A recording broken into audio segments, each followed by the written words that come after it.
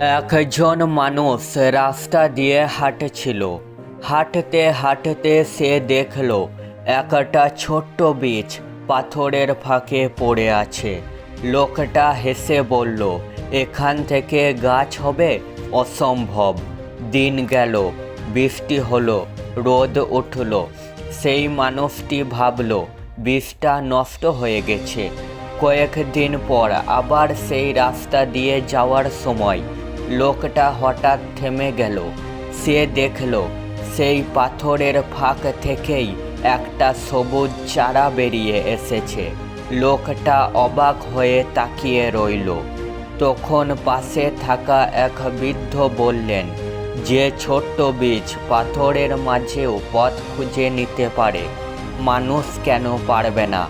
শিক্ষা: পরিস্থিতি যতই কঠিন হোক, চেষ্টা থাকলে পথ বের হবেই।